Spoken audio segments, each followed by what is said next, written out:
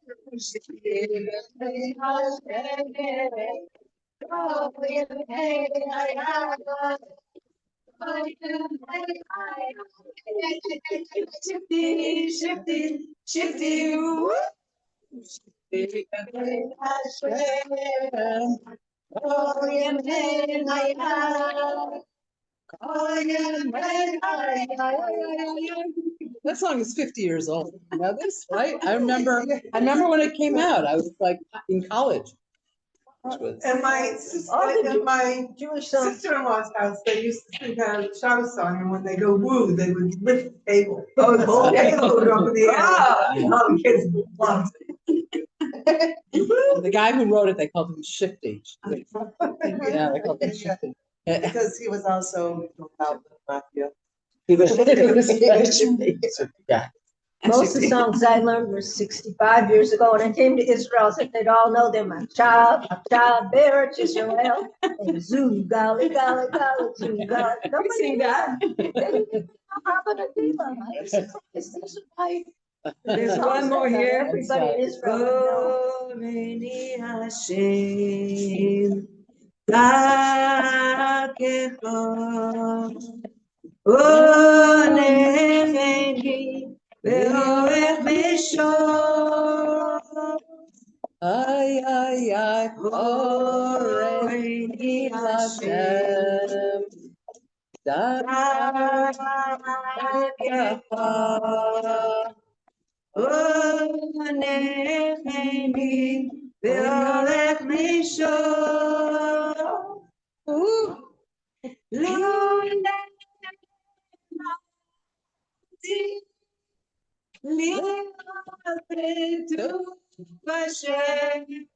L'erov Betuach Hashem, Be'etz Chayim.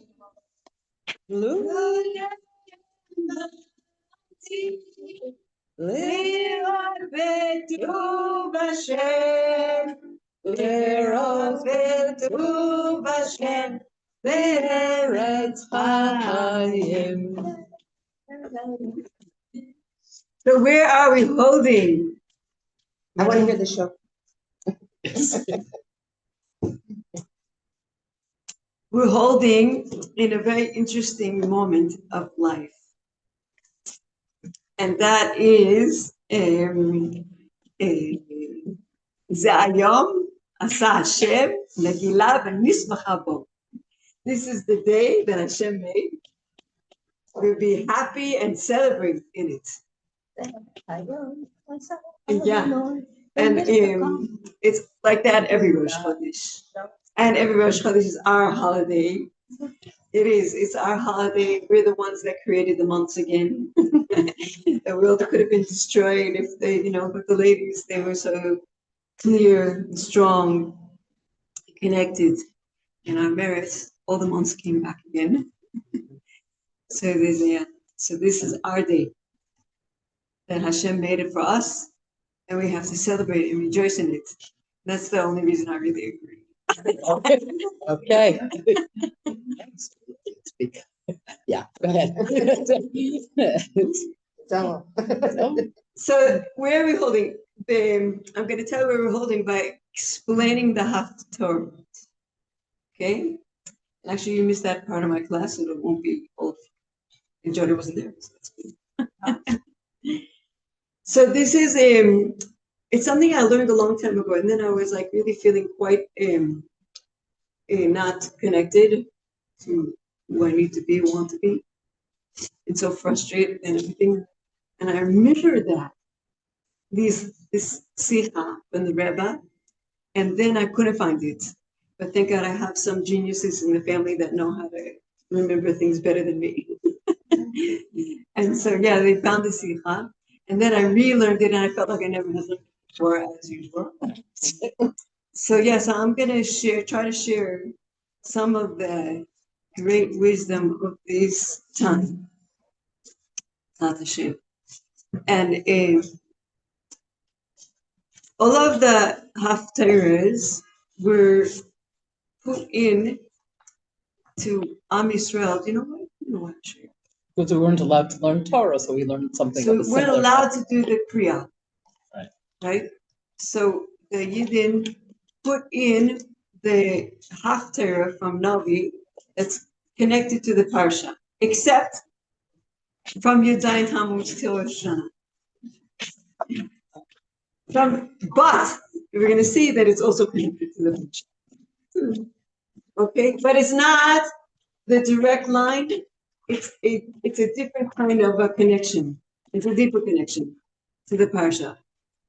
And the reason why is that from Yud Zayin Tammuz is the descent, and then after Tisha B'Av is the terrific need to be comforted. In case you didn't notice. Yeah. So like right before the destruction, of course, is the vision of the new approved version. So even though we go through the descent, we already have the power from the Haftarah before Tisha B'Av to give us the vision of the new building that's going to be built. And the only reason why it was destroyed is to pave the ground for the new building to be built. So far, so good. Wow, really? Oh, I like that. Okay. Yeah. There's no such thing. In Gaza. You're right, they're preparing for the, yeah? It's going to be the Singapore of the South. I donated to a man who's building the flooring for the temple, and then the bricks. Wow. And I think they probably will go in, but even if they don't, it's the effort and the focus. So just as long as you said that, I'll just put in something. This doesn't have anything to do with Haftarah, but it has to do with what's going to be in the third beis hamikdash. I just learned yesterday that there's going to be the gates of the temple are going to be made of gigantic sapphires. And I can't remember the rabbi that taught that over, but one of his students couldn't believe it. And he was at sea, and actually he was able to they gave him the vision, because he's the one that had the doubt. They gave him the vision of the angels hewing out these gigantic sapphire stones that are going to be in the gates of the Beit Knesset. Something like 30 amas by 20 amas. Wow. Like Big, 30 of Big these. as a spoon, size and of, then yeah. higher. Yeah. And that's one stone. It's one whole stone. Yeah. So back to our subject. And that is so those 3 weeks, even though they are talking about trouble, they're basically giving us the power to do the kind of tshuva that we need to do, so that the destruction wouldn't have to happen. Because if you really have a clear vision of what should be, then you're not supposed to really mess up and fall. Like if you really know where you're going, so your ways doesn't lead you and get lost. Yeah. So basically, those 3 weeks are called the mokim. The three qualities of a vision and understanding the vision and being able to know what you know. Which 3 weeks are you talking about? From Yud Zayin Tammuz till before Tisha B'Av. Okay. Yeah, those are the 3 haftarahs that even though they're called Shlosha de Poinata, the 3 ones of trouble, nevertheless inside the trouble is the strong vision of where you need to be going. It didn't happen. It was destroyed, right? But within the destruction was already the creation of a new paradigm. Do you guys know what that is? Do you know what that is? I'll explain to you. The destruction of the new paradigm? No. In order for, there's a paradigm that's built. It's Mhm. built from the bottom. Right. Goes up stronger, wider, stronger, wider, stronger, wider, stronger.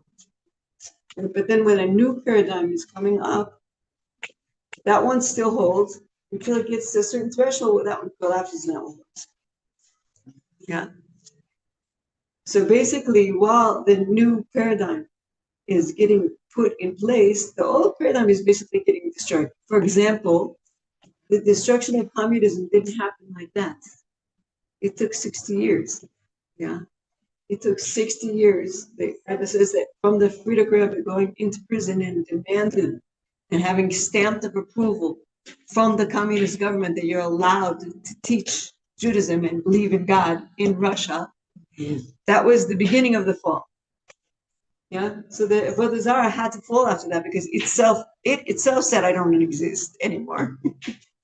Same with the Berlin Wall. So yeah, It seemed like no way you could get that wall down. It was solid, and people were trying to get across. They couldn't. And one day- 60 years, but then in an instant it happened. then it Yeah. isn't. Yeah. Yeah.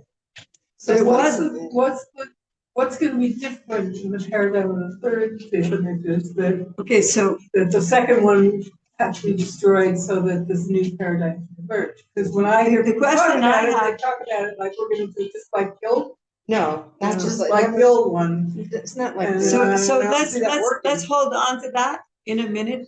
I'm going to try to, if I forget, you're going to remind me. Okay. So so we have the 3 weeks when in really, what's really happening is the clear, concrete vision of where we're going is built. And not just a collective vision, but a particular vision. That's why Rabbi Levi Yitzchak says the mashal of Shabbat Chazon is that of a child who got a special suit, but who was wild and it tore. And so his father made him a better one, and it lasted longer, but it also tore. And so the father made another one and said, as soon as you know how to behave, this is yours. And he said, the Rebbe said, that's the mashal because we're not shown the collective base of English for all of us, because each of us is going to have a different spot there. You're actually shown your own private suit, your best version of yourself, and how it's going to be in the base of English. Your spot and what you're going to be wearing there, right? You're not going to have to dress up as, you are going to be that holy person that can step inside that holy garment, right? I'm not going to have the Kohen Gadol garment, but I'm going to have my holy garment that I really can wear. It's going to suit me.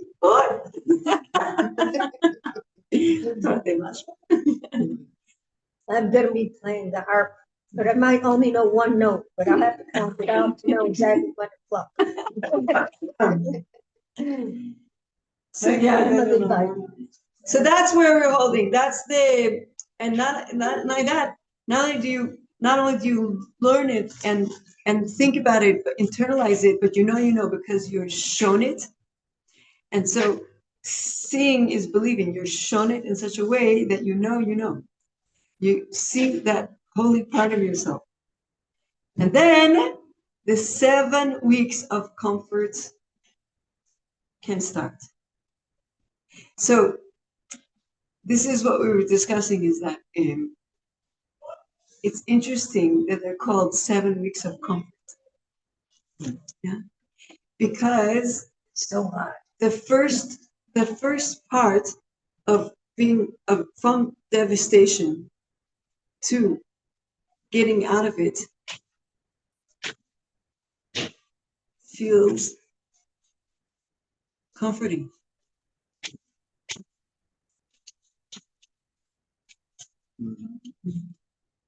So I can say that sentence because I really felt it. Yeah.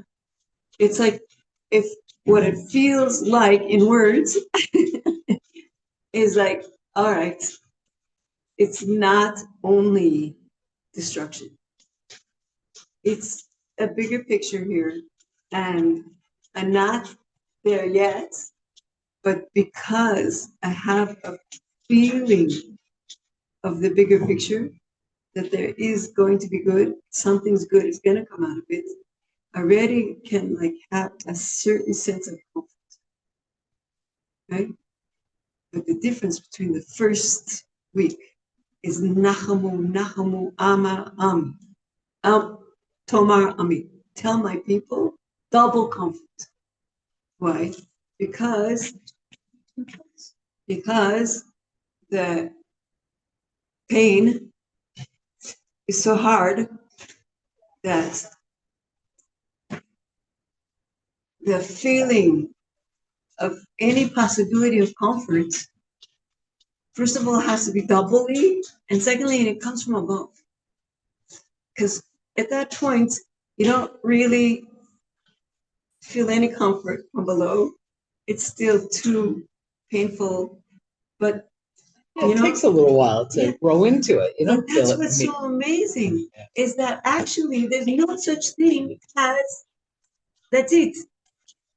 Tisha B'Av is over. Yeah. It's actually a time period of 7 weeks. Yeah? And it's a process.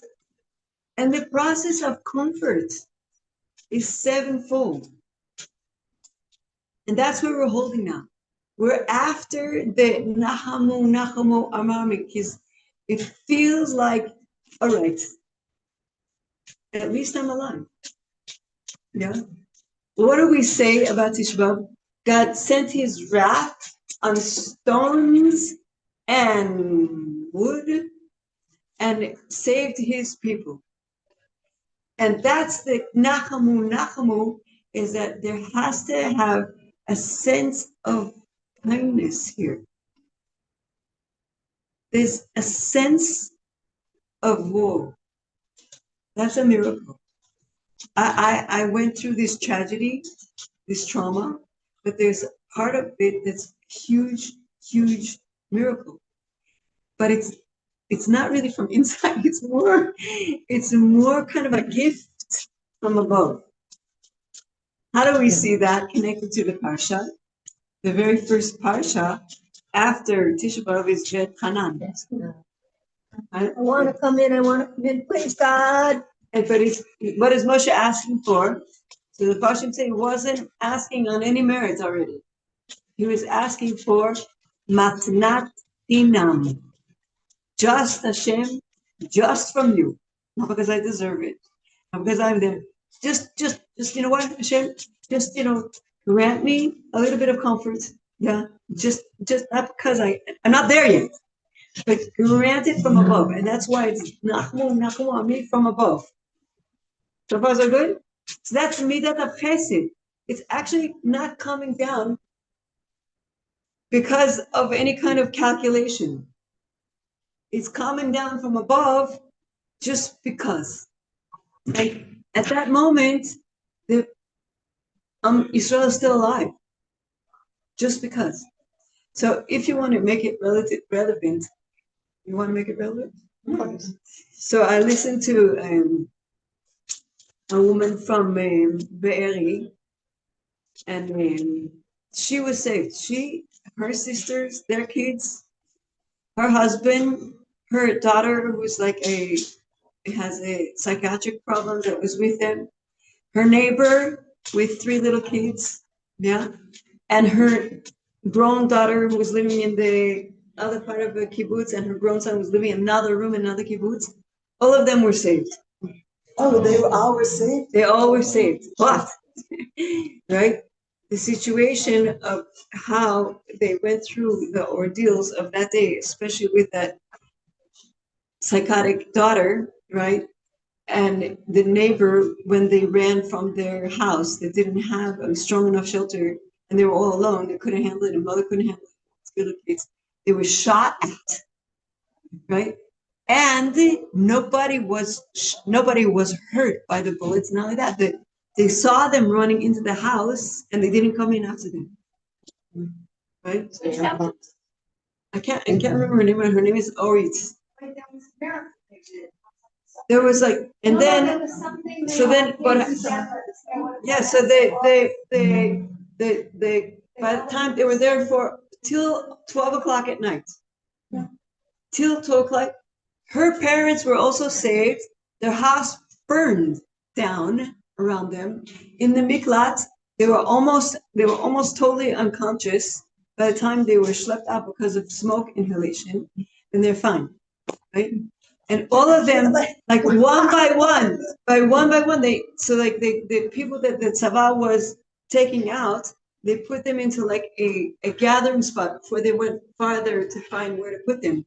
So the one daughter was there, but her brothers, and like she's screaming and hysterical. Go to the house of my brother. Go to the house of my brother. Right. So everybody that was there before, the rest were hysterical. Right. Hysterical. It was like not. It was just a place of, right. And then like when finally they got her parents out, and she realized that, oh my gosh, we're all alive. Right. She said that she was so overwhelmed with God's kindness, right? She was so overwhelmed, right? That she said there was nothing left of her from all the just trying to keep together all that time, trying to keep together for that psychotic daughter, right? And keep together. And she like then the stress of being with her without the rest of the parents, her parents, right? And when her parents finally came in and they were alive and they were okay, that's it, right? She sat down, and the only thing that she could think of is, that's it. Oh. Does that sound like comfort? Yeah. Does it sound like comfort? It's relief. It's like when a child. So that sense of really incredible relief is so comforting. But the sense was, it was all from Hashem. So when a child, when you were talking about it, it's like I kept seeing this idea of like a child is devastatingly injured in themselves. Right? They've made a mistake. They've done something stupid. They know they know something happened, whatever. But they're like on the floor in tears. And the parent's not happy with them because they brought it on themselves, or something happened. The parent picks them up and holds them. And it takes time for that child to relax into the arms of the parent. And that's because, to me, that's what the first 3 weeks of this are, is that Hashem has gathered us back in. And we're like a little 2-year-old or 3-year-old. So that's interesting. Basically, it only lasts 1 week. But after the first week, and they stop shaking. Then they go through this another thing. Oh, so the next stage is not from Chesed anymore. Right. It's from Gvura. And in that haftarah, it says, Aniyah Azuva. We're called the poor, abandoned. The parsha of the Haftarah after Tisha B'Av. After is Ekev. Okay. So Ekev is from Gvura.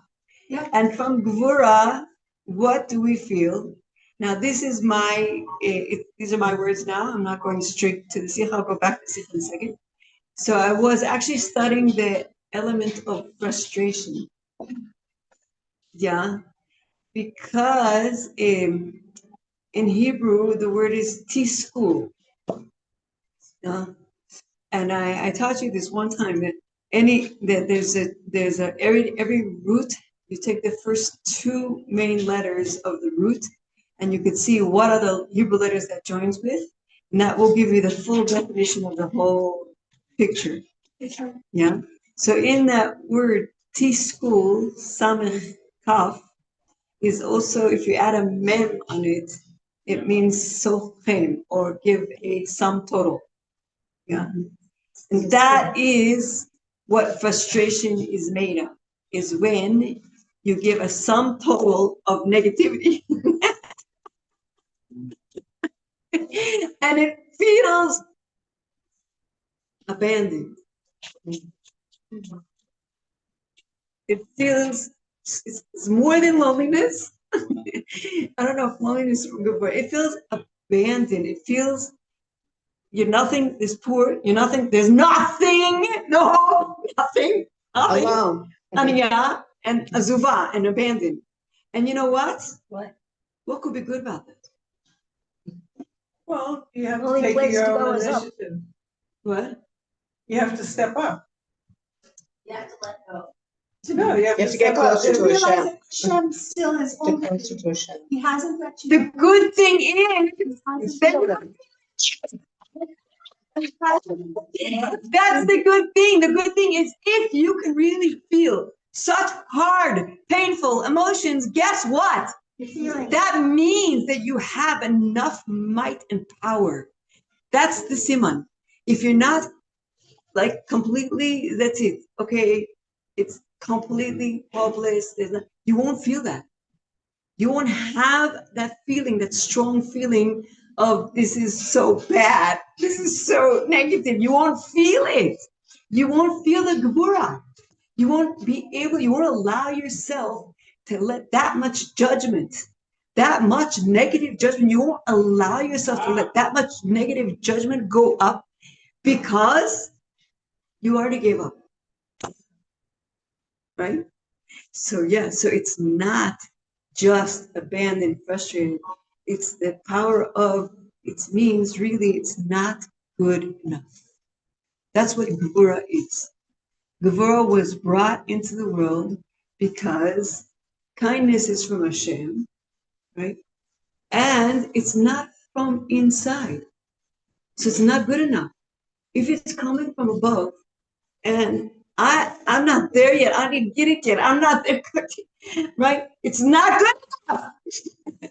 If I can feel that, that means that I have the power and might and gvura, because I can use, because my mind is judging things negatively, that's proof that now I can hearken in and bring it all the way down to my akev, right? That something has to change in me. In order to be comforted, I can't do it for you. As much as I would like to comfort someone else, as much as I really would give it all, and I give all my presence, and it won't work until the person themselves has the strength to make things better. So who has to want to change? What brings Mashiach? Why do I say that? Because Akev is always called, it goes through to the ankle, and it's also the ankle of Mashiach. It can reach to the Mashiach. That we're on the heels of Mashiach, right?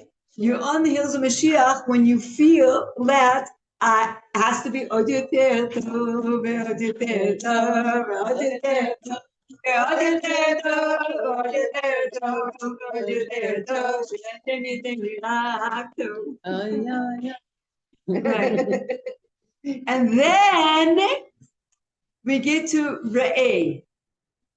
And you'd be surprised that when it comes from hearing to seeing, you actually now, on the third week, the Midah of Tiferet, the Midah of Tiferet that joins Hashem comforting us with us working from below and demanding of ourselves to try to get a little bit out of this. You have to get out of this situation. You could do it. You judged it, so you could do it. It's negative, and you can't stand the negativity, so you must do something about it. That's what frustration is. It's not comfortable. In order to get to that comfort, you have to put out that extra energy, and then Tiferet is the joining. But what do we say when we actually see the comfort? What do we say in last week's Parsha is Am Yisrael no nuchama. I'm not comforted. When we see it, right, then we really, really get it. We get it. All right. Hashem is trying his best. He's trying to bring Mashiach. He's trying to bring the disadvantage. All right. And all I'm doing is messing it up. I got to get out of this mess. Right? And then you feel something that's called rachamim. Now here's the question. Is rachamim comforting or not?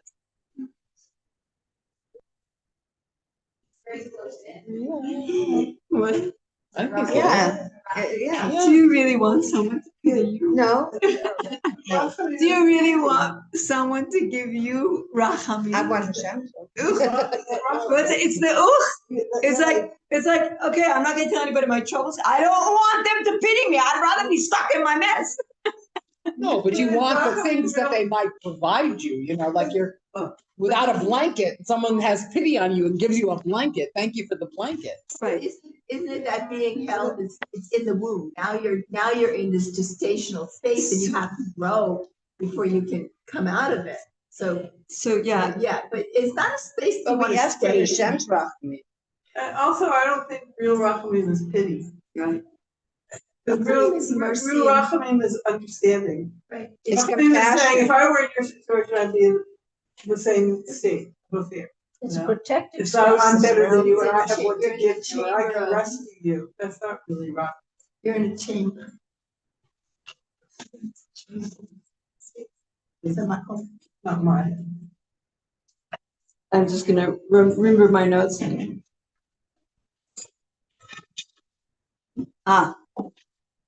Okay, so why is rachamim so confusing? So we said Gevurah is also confusing. Chesed is also confusion, right? Because Chesed is coming from above, and I didn't deserve it, right? But you know what? It's also comforting, and I don't mind feeling that overwhelmed feeling of whoa, we're all alive. Yeah, it's like our houses are destroyed, but we're all saved. Yeah, that's huge. Okay, but nevertheless, right? It won't last. That's the problem with chesed, right? Is that if it's all from above, it doesn't last because there's no vessel to hold on to it. So the next thing is the vessel takes place and it says, that's it. I'm frustrated. The vessel is not good. It's negative. It can't hold on to any comfort whatsoever. Oh, that's good. As long as it doesn't stay in the no good spot, that's too much gevurah. If it just judging, that's not what gevurah is. Judging is because it's supposed to be better, not because it's supposed to stay bad. So that if God made the problem, God makes the solution, right? And that's where gevurah starts to be good. Yeah, so far so good. That's when you could actually start bringing it into a vessel that comes all the way down to your ankle, because the emphasis on Parshas Ekev is not from above, but from below. So the vessel is the emphasis. And the vessel wants to be better. Yeah, the vessel wants it. That's how the reason why it feels frustration is because it knows it can be better. Right? That's the only way it could feel that is because he knows it can be better. Oh. Then what happens in Rachamim? Rachamim is now is the pain gone? If it was gone, you would be comforted. So why do we say lo nuchama? Because we still feel it's not good enough. Yeah. So here's where is the place we're in. Discerning and kindness go together here. And it's a real rachamim, the real midah of rachamim. The secret is to focus on my nefesh elokit and not my nefesh habahama. So that's why I told Judy, I'm not sure I could come. I like to teach what I feel like I got. The secret of your real self-talk, is really the secret of Rach. You need to have some place of self-comfort. You always have to have. But the self-comfort is where things go either too negative or too easy on yourself. And so if you're focusing on what I want, how I want, the way I want, and who didn't give it to me, who I didn't get it. So it's never going to work. It's going to be self-pity, which is the tohu of rachamim, right? And that's why we don't want someone to pity us, right? We don't want it because I don't want you to feel that I'm so worthless. That I need pity. That I need pity. Yeah. Wants to be a never. Nahon. What do I want to feel in order to really have the kind of rachamim that's energizing? Strong. Yeah. Because if I'm so weak, no amount of rachamim is ever going to help me. No amount of self-comfort is ever going to help me if all that's there is what isn't. Yeah. So what could be there that's so strong when there isn't? Yeah. Because basically what that woman said is that it took her another 2 weeks to start crying. Start crying. Start crying. Right? And then she couldn't stop. Right? Because now there's nothing. Right? Now there's nothing. So she wasn't comforted. What happens? It says in the 3rd week, Lo Nuchama, wasn't comforted. Why weren't you comforted? We have to have the seeing there. The real seeing is really seeing what your real strength is. Okay? Your eternal strength. Your eternal strength will always be there. Your eternal strength will always be strong. Your eternal strength will always be worthy. Your eternal strength will always be the place wherein you could take comfort. Right? Because I'm never going to be a never. Never. Right? I have some infinite strength always here with me. There's nothing more comforting than that. Realize you are the Right. You realize. So when the end of the Haftarah is that Hashem says, Anochi Menachamechi, I am going to comfort you. Now you just said Hashem says, Nachamam Nachamu Ami, comfort is coming down. Okay, that was good for a beginning. Mm-hmm. But then the negativity and the aim and nothing, and it's so strong that you can't feel comforted. And Kodesh Baruch Hu says, oh, now you have to get to what you can see is comfort. You can see your eternal strength. Once you can see your eternal strength, guess what? We're ready to go into the month of Elul. Ready to go into the month of Elul. All of that was cleaning up the mess from Elul. The 3 first haftarahs of straightening out your strong emotional overreaction, right? And having comfort in a way that you could see it because you believe it so strongly, you see it, right? Is the first 3 weeks. But sometimes Pashas Re'eh comes on Lamed Av, but it's still up. Yeah, sometimes. Yeah. Now, guess what? It's a different process, complete different process of comfort. We're going to Netzach Hod Yisod Malchut. Yeah. This is the month of Elul. What's different in the month of Elul?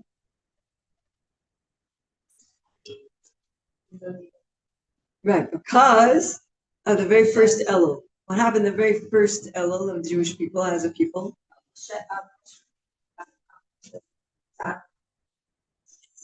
And to The bring down first the Elul other. went from, to get the loop. Second loop. yeah, The go up the Daven was from Yud Zayin Tammuz to Rosh Chodesh Elul. right. We did not have the reconciliation yet. That took place during Av.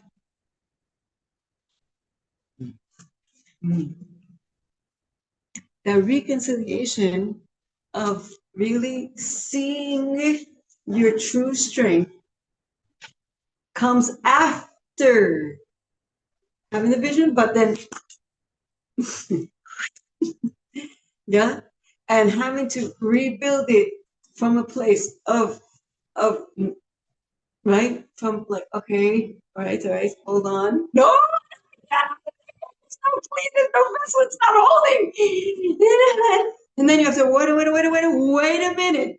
You are strong. You are eternally strong, eternally clear, eternally connected. Oh, that makes reconciliation. As long as someone has to comfort me, right? Or as long as I'm feeling not comforted, it's not good enough, right? Okay, so there's no real conciliation. You know? Because it has to be a whole, strong, eternal self. It has to be connected in order to have conciliation. I have to be connected to my source. I need Aronoi or read. That's why we start that right away. The first day of Elul is another kind of a Buddha. Now, you would say, all right, 3 weeks, that's it. We're comforted, it's good, we're reconciliated, and now what? The month of Elul is Netzach Hod Yisod Malchus. HaKadosh Baruch Hu wants a dira b'tachton. He desires, he wants the pleasure of all of the Netzach, which is everything, excuse me. It's everything. It's all the things that I get, it's the whole symphony. Yeah. Lam Natzer is the conductor over all of those parts. Netzach is all of those parts together in this strong, eternal Netzachim, Netzachim, vision, connection. Okay. And he wants Hod. He wants all of that to stay humble.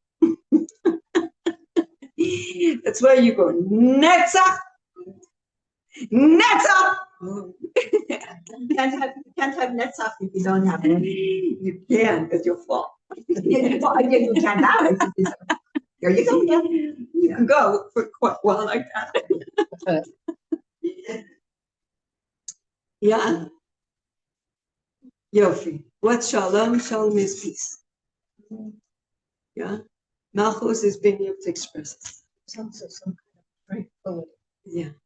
So this week is Anochi Menachem, double comfort, because now we can hold on to that. That's why everything in Elul is that it's not duality, it's yichud.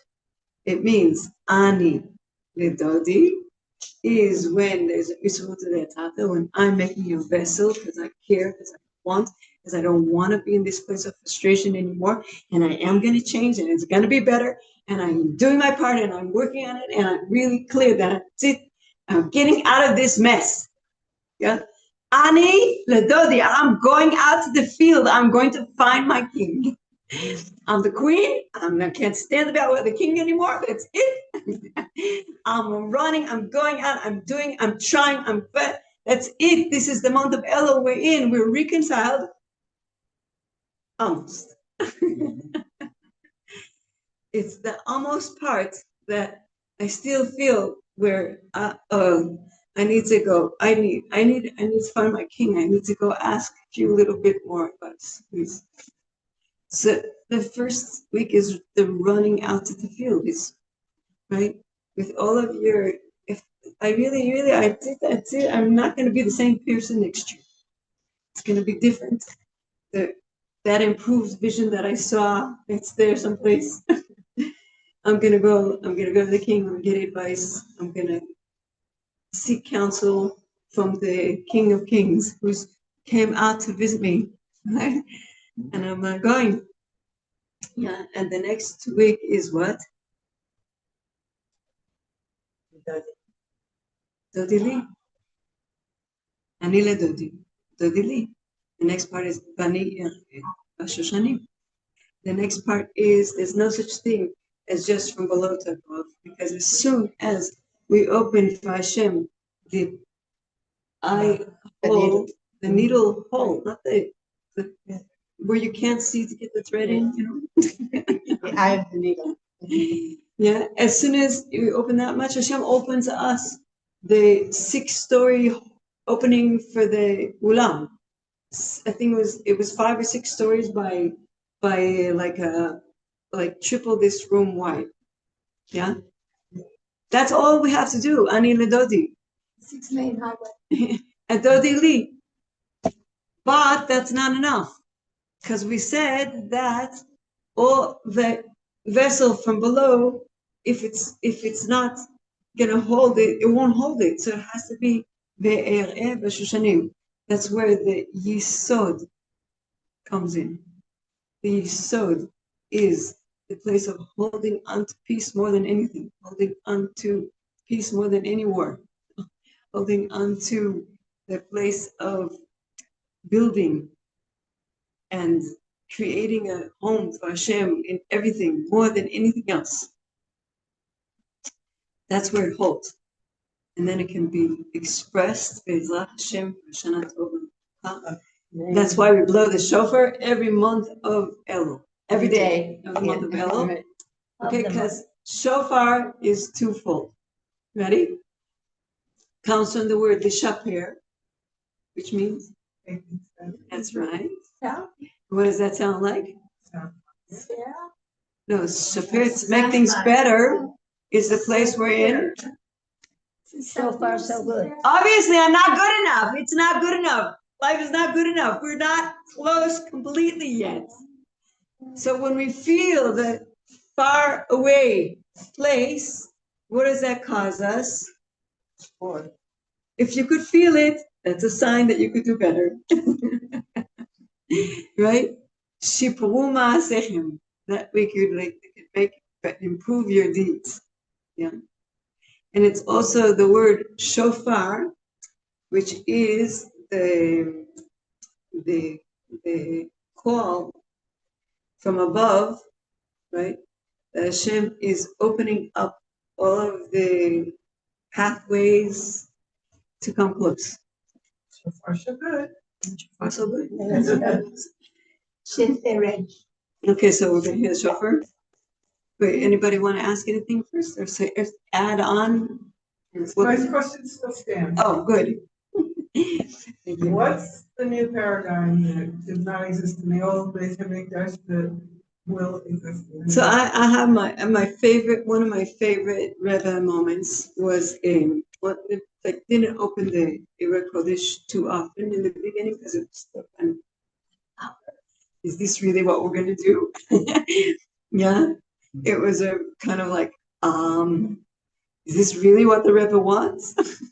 What? To write a letter to the Rebbe and put it in the Ira Kodesh, and then you open and get your answer, right? So I was still like a little, and but happened to How be. is that not divination? How is that not like against Torah? But it is Torah. No, but you're not supposed to go to. You're not somebody opening to a Avodah see- Zarah, God forbid. You're No, opening but Torah. you're asking for a kind of seeing into the future or a kind of. You're asking for clarity. But you would always have the clarity of shofet from our parsha. That's their whole job, was to have the clarity, was to work and You're not struggle supposed to and do have something the, difficult.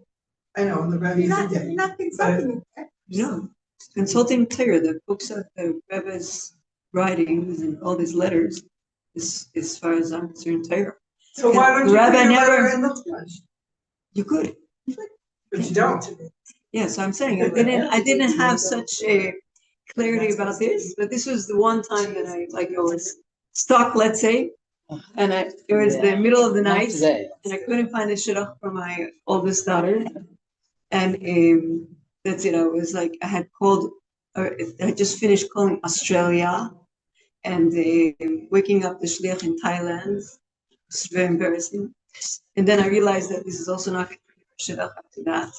And like there was like nobody left, I'm like I finished the boys in Israel, I'm going to the boys in Pulsars, and nobody left, and I'm like, that's it. I was completely despondent, yeah. And my husband wasn't home, and it was 2:00 in the morning. There was no one I could call, and I was walking around the house like an idiot. I ate the whole bag of potato chips because that was called, what do you call that? Familiar, that's what I call it. And then I like I said, okay, this is your Yetzer Hara, right? It's forbidden to be sad, and you're sad, and the Yetzer Hara loves it when you're sad, because then you eat a whole bag of potato chips, and then you feel really disgusting about yourself. And I couldn't, I didn't know what to do. I put stuck in, and then I put more stuck in. And then I sat down and I said, I'm just writing, Rebbe. I said, Rebbe, I'm sad, right? And I know it's a Yetzer Hara. And I see how the Yetzer Hara is gripping me, and it's grip. What can I do, Rebbe? I tried so hard. And I can't help. I can't do it. I can't find my daughter. Please help. And I said, Rebbe, this is one time, okay. And you must give me advice. You must all alone here. And I put it into the Rechov HaPalmach, and I opened up, and the letter was this that he writes, he's sad. What? What? The letter started like this. This that he writes, he's sad. Huh. Okay. And I was like, oh my gosh, that's amazing. That's really quite amazing.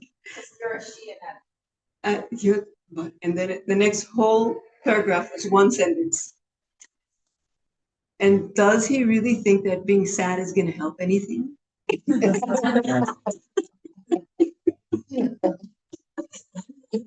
Only the potential manufacturer. Right? And so you know what? I actually could feel the Rebbe had to do a movement like that, and he would smile at you, and he would hit you direct, And there's nothing like laughing at yourself. There's nothing like laughing at yourself that dispels all negativity. Right? So I was laughing at myself, is it gonna help anything? You get so hysterical, is it really gonna help anything? And then I sat down. The rest of the letter was, this is your answer, ready? The Beis HaMikdash, the first Beis HaMikdash wasn't built until the Ruchnius Beis HaMikdash was ready. But when the Ruchnius spiritual Beis HaMikdash was weakened, the first Beis HaMikdash was destroyed. And when the spiritual Beis HaMikdash was strengthened, the second Beis HaMikdash was built and lasted longer. But when the second spiritual Beis HaMikdash was weakened, the third Beis HaMikdash is taking so long. Those letters were in italics. I was like, oh, that's my answer. Taking so long because the third Beis HaMikdash will never be destroyed again. It will be a Beit Nitzchi. And it's taking all this time to make the spiritual Beis HaMikdash strong. And every mitzvah and maaseh tov that the Yidden have done throughout all time lays an eternal brick in the spiritual Beit Hamikdash. And very soon, it's going to be so strong that the third Beit Hamikdash will be able to be built and will never be destroyed again. Yeah, so that's a good thing to. That's the vision. So my daughter, that was on Chet Shvat. And I actually went to the Rebbetzin of Beit Shvat, and I prayed on her kever and said, Rebbe, it's also your daughter. And it was so cold that icicles grew on my face. And I went back to 710. My neighbor was there. She said, oh, you had good Gedacht. And I said, how did you know? I went back. She said, I didn't, but I just got an answer that you're interested in dating your daughter. And I'm like, I don't believe it. Wow. Right. So they went out on Rosh Chodesh Adar Aleph. They got engaged in Rosh Chodesh Adar Beit. They got married on Beis Nisan. And she had, Leonora, she has 12 children. Oh, that was fast. This was a while back. Okay, so we're ready to have shofar. And to add that one little brick, Be'ezrat Hashem, it's all we need is one little more mitzvah, maseh tov, with all of the How do you know? kavanahs, all the kochot, yeah. How do you know that when the spiritual Beit Hamikdash is that strong, that you also need a building? Because this building is going to be mostly from Hashem, but also although it'll be the combination of Ani in its I just eternal can't form. visualize building. Excuse me, with sapphire, these gigantic sapphire stones. That sapphire is just That jewelry, but that's I'm saying that just gives you a little bit of a vision into what this is really going I'm to seeing be made sapphire of. covered with goat blood. What does it mean to us anymore, sacrificing animals? Perhaps it's Like more. maybe We for sure can't relate, for sure, Yeah. right? As soon as, but it's like you couldn't, like the generation that had the Beit Hamikdash, they couldn't relate to not having it, right? Oh, that's the Rambam. What? That's what the Rambam says. It was concession to They wouldn't be. to They the couldn't desire of Avodah Zarah. They couldn't figure out how you could live without it, right? Right. And so this that we can't figure out how there's gonna We be. can't figure it out. We can't figure it out. And the truth is, we won't know what's going to be till it will be. Right. I think we should be looking for a paradigm. I'm looking forward to it. I'm looking forward to it. My family. How about looking for the Levites singing? Yes, that's great. I'm all for singing. How about looking for the oneness? I'm all for there being Kohanim. How about for all the oneness that you're going to be able to go to Hashem and not feel crowded? Exactly. But what is what it's going to look like? I don't relate to looking back to what was and saying it's not going to be what was. We're not. But most people, when they have been on Beit Hamikdash, they're like, "Oh, I'm sharpening my knives and getting my cows ready." I never heard of that. Those cows have an important purpose. Finally, Yeah. All these years they've just been state. Now they can serve. Now they have a purpose in their existence. We've had this conversation before. Someone used to say, "Cows know all the people say which is not Helen." Look in their Can I eyes. make my sound of the shofar? No, she's good. I'm a blow shofar. Oh, I can't. No, no shofar.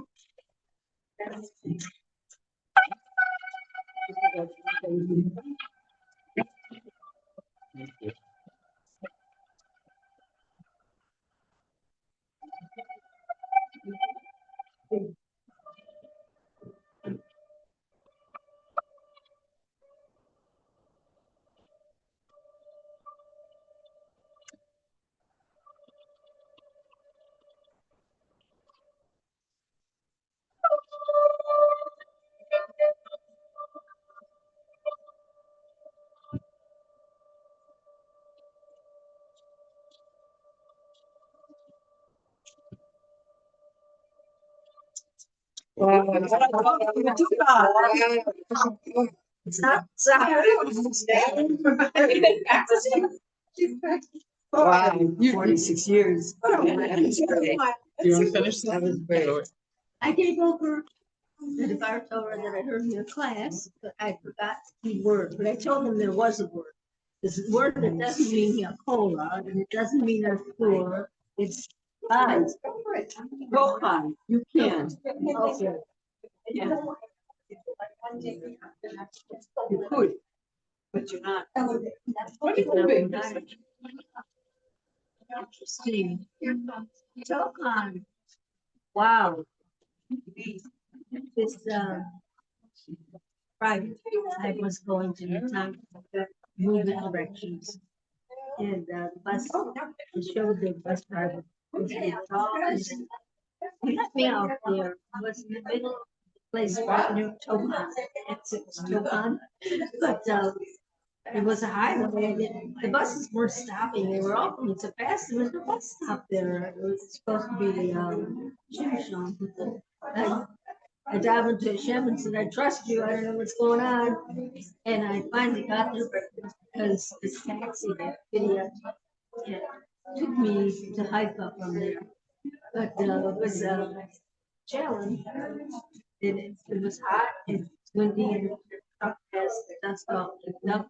And I didn't know which direction to go. I knew that Tokan was Arab. And I didn't know if I should go there, try to get the right place to Tokan. So calm.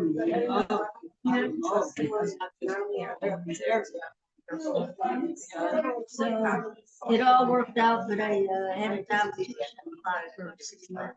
I said, I trust, I have been told, I have no idea how this can work out. But I am alive, I'm standing here. To Haifa, to Canaria. Not to Netanya. Oh, you to Netanya, and then you went to. No, I didn't actually go to Netanya, I just get the two names confused. I went to Netanya. And I'll never go that way again. And then I found out bus drivers are out. It was supposed to be a bus stop. It was no yellow sign.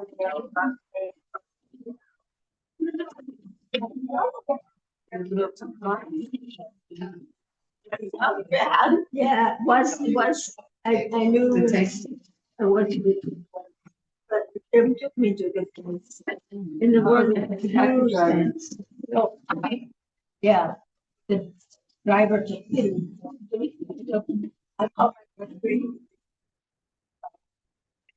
No. You don't have any of that. You get off. For sure.